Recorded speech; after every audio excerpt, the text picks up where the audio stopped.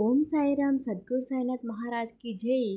సద్గురు సాయిబాబా ఆశీస్సులతో అందరూ సంతోషంగా ఆరోగ్యంగా ఉండాలని బాబాగారి తరపు నుంచి కోరుకుంటున్నాను. ఈరోజు ఒక చక్కటి సందేశంతో బాబాగారు అయితే మన ముందుకు వచ్చారండి. ఆ సందేశం ఏమిటో ఆయన మాటల ద్వారానే విందాము. ఆ సందేశం ఏమనగా, ఇది నీకు ఆఖరి అవకాశం బిడ్డ. ఇది వదులుకున్నావంటే ఎన్ని పూజలు చేసినా వృధానే. ఈ అదృష్టం వదలకుండా వెంటనే విను అని బాబాగారు ఈ చక్కటి సందేశం మన కోసం తీసుకువచ్చారండి. బిడ్డ, ఇది కేవలం నీ కోసం మాత్రమే చెబుతున్నాను. ఎందుకని చెబుతున్నానంటే, నువ్వు ఆశగా నా సందేశం వినడానికి వచ్చావు అంటే నీకు ఎన్నో రకాల కష్టాలు నీవు అనుభవిస్తున్నావని నాకు అర్థమైందమ్మా. అంటే నీ కష్టాలు అన్నీ దూరం అవటానికి ఇది నీకు ఒక మార్గం చూపిస్తుందని అర్థం. ఎన్నో పూజలు చేస్తున్నాను బాబా, ఎంతమంది దేవుళ్ళను నమ్ముకుంటున్నాను, ఎన్నో మొక్కులను కూడా మొక్కుకుంటున్నాను. అయినా కూడా ఈ కష్టాలు బాధలు ఇంకా ఎప్పుడయ్యా నాకు తీరేది అని అనుకుంటున్నావు కదమ్మా. మరి ఆపద మొక్కుల వారైన ఆ 7 కొండల స్వామి వారిని ఏ రోజైనా సరే కష్టాలు తీర్చమని అడిగావా? అయితే నీ కష్టానికి నేను మార్గాన్ని చూపిస్తున్నాను. ఈరోజు నీకు హామీ ఇస్తున్నాను తల్లి, చివరి వరకు చూడు. నా హామీలో ఎంతవరకు నిజముందో పూర్తిగా నీకే అర్థమవుతుంది. బిడ్డ, నీవు ఎన్ని పనులు చేసినా, ఎన్ని పుణ్యకార్యాలు చేసినా, ఎన్ని పూజలు చేసినా కూడా ఆ శనీశ్వరుడి యొక్క ఆగ్రహం నీ మీద ఉన్నంత వరకు నువ్వు ఏ పనిలో కూడా ముందుకు వెళ్ళలేవని గుర్తుంచుకో. బాబా శనీశ్వరుని యొక్క ఆగ్రహం ఎలా పోగొట్టుకోవాలి అంటే, ఆ శనీశ్వరుడు సైతం నా యొక్క ఆగడాల నుంచి బయటపడవేసి శనీశ్వరుని యొక్క బయటపడేలా చేసేది ఏకైక భగవంతుడు ఆపద మొక్కుల వాడు తల్లి. ఈ వీడియోలో కొన్ని పరిహారాల గురించి, కొన్ని చేయకూడని పనుల గురించి ఇవన్నీ కూడా చూసి జాగ్రత్తగా విని నీ దినచర్యలో భాగంగా ప్రతిరోజు ప్రతి శనివారం చేసుకునే ప్రయత్నం చేశావంటే నీ జీవితం అనేది ఆనందదాయకంగా మారుతుంది బిడ్డ. శనివారం రోజు పసుపు నీరుతో నేను చెప్పినట్లుగా నువ్వు చేయాలి. ఆ వెంకటేశ్వర స్వామికి నువ్వు ఏ విధంగా పూజ చేయాలో జాగ్రత్తగా చెప్తాను విను బిడ్డ. నీకు ఎన్ని పనులు ఉన్నా, ఎన్ని కార్యాలున్నా వారానికి ఒకసారి శనివారం రోజు నేను చెప్పిన విధంగా నడుచుకునే విధానం చెయ్యు. శనివారం రోజు సూర్యోదయానికి ముందు నిద్రలేవు. నిద్ర లేచిన తర్వాత చక్కగా ఇల్లు వాకిలు అన్నీ శుభ్రం చేసుకో. ఆ తర్వాత నీ ఇంటి గుమ్మానికి పసుపు కుంకుమతో అలంకరించుకో. ఇల్లంతా కూడా పసుపు నీటిని చల్లటం మాత్రం మర్చిపోకు బిడ్డ. ఎందుకంటే ఎన్నో రకాల మైళ్ళు దోషాల ఫలితాలు కూడా నువ్వు అనుమతిస్తున్నావు కదా, అవే నీ కష్టాలకు కారణమని గుర్తుంచుకో. నీవు అలా నీటితో ప్రచారణం చేసుకున్న తర్వాత ఏంటంటే నువ్వు ఇల్లంతా తడిగుడ్డ పెట్టుకొని శుభ్రం చేసుకోవాలి. ఇదంతా పూర్తి అయిన తర్వాత నువ్వు స్నానాన్ని ఆచరించాలి. ఈ విధంగా స్నానం చేసేటప్పుడు ఆ నీటిలో నువ్వు కొంచెం కర్పూరాన్ని వేసుకొని, కర్పూరము నూనె 2 చుక్కలు వేసుకొని స్నానం చేయడం కానీ, లేదంటే అమావాస్య ముందు అమావాస్య వెళ్ళిన తర్వాత మర్చిపోకుండా పసుపు నీటిని చల్లాలి. అమావాస్య వెళ్ళిన తర్వాత ఆ యొక్క దేవుని ఫోటోలు ఏవైతే ఉన్నాయో అవన్నీ కూడా నువ్వు చక్కగా శుభ్రపరచుకొని గంధం కుంకుమలతో అలంకరించుకోవాలి. స్వామివారికి నువ్వు పూజ చేసేటప్పుడు ఎన్ని పూలతో అలంకరించావో, ఎంత డబ్బు నువ్వు ఎంత ఖర్చు పెట్టావో అని ఆలోచించొద్దు.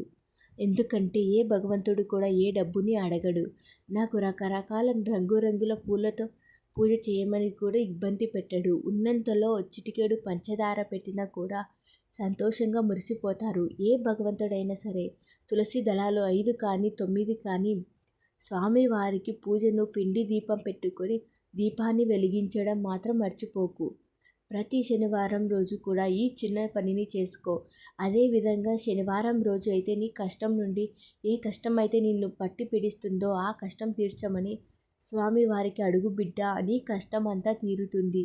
నీ బరువు బాధ్యత అన్నీ కూడా నీ మీదే వేస్తున్నానయ్యా, నమ్ముతున్నాను అని ఆపద నుంచి గట్టెక్కించవయ్యా అని చెప్పి స్వామివారిని ప్రాధేయపడి అడుగు బిడ్డ.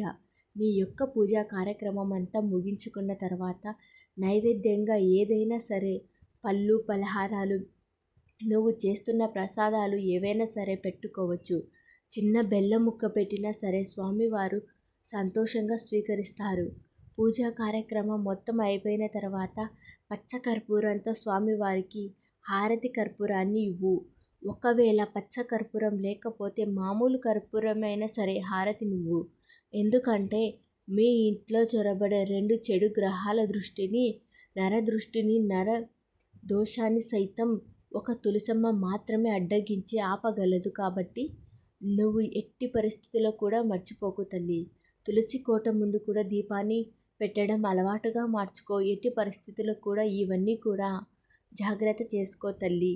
నల్లటి వస్త్రాలను, నల్లటి దారాలను, నల్ల ఆవాలను, నల్లటి ఏవైనా సరే శనివారం రోజు నువ్వు ఇంటికి తీసుకొని రాకు.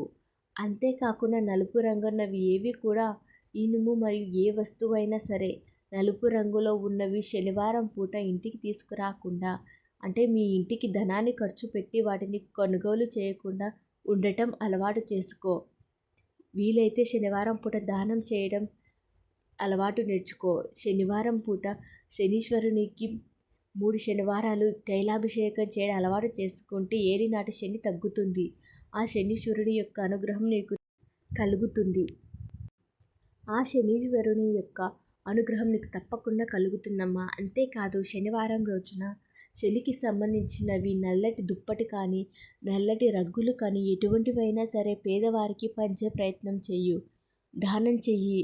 అయితే ముఖ్యంగా శనివారం రోజు నేను చెప్పే పరిహారం చెప్పే ప్రయత్నం చేసుకోండి. ఈ పరిహారం మీ కష్టాలను, బాధలను, మీ సమస్యలను అన్నిటినీ కూడా దూరం చేసి మీ ఇంటికి అదృష్టం అనేది అడుగుపెట్టేలా చేస్తుంది. అదేమిటంటే ఒక గాజు గ్లాసు తీసుకో. ఆ గాజు గ్లాసులో నీటిని పోయి ఆ నీటిలో చిటికెడు పసుపును కలుపుకున్న తర్వాత ఆ గ్లాసును పట్టుకొని రాత్రి సమయంలో మీ ఇంట్లో ఎన్ని గదులైతే ఉన్నాయో అన్ని గదులలో మూల మూలకి చూపించుకుంటూ ఆ యొక్క గ్లాసును తీసుకొని వెళ్ళి రాత్రి సమయంలో మీ ఇంట్లో ఏదో ఒక గదిలో ఏదో ఒక మూలన పెట్టుకో బిడ్డ.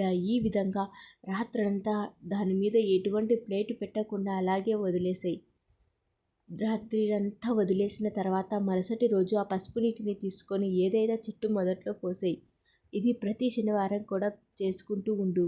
దీనివల్ల కలిగే ఫలితం ఏమిటంటే మీ ఇంట్లో ఏర్పడిన నెగిటివ్ ఎనర్జీ దూరం అయిపోతుంది. మీ ఇంట్లో పాజిటివ్ ఎనర్జీ ఏర్పడుతుంది. ఇంట్లో గొడవలు, చికాకులు, ఆర్థిక ఇబ్బందులు అన్నీ తొలగిపోతాయి. అందరూ సంతోషంగా ఉంటారు. అనారోగ్య సమస్యలు ఉన్నా కూడా అవన్నీ తీరిపోతాయి. కాబట్టి ప్రతి ఒక్కరూ చేసుకోండి అని బాబాగారు ఈ సందేశాన్ని మన ముందుకు తీసుకువచ్చారండి.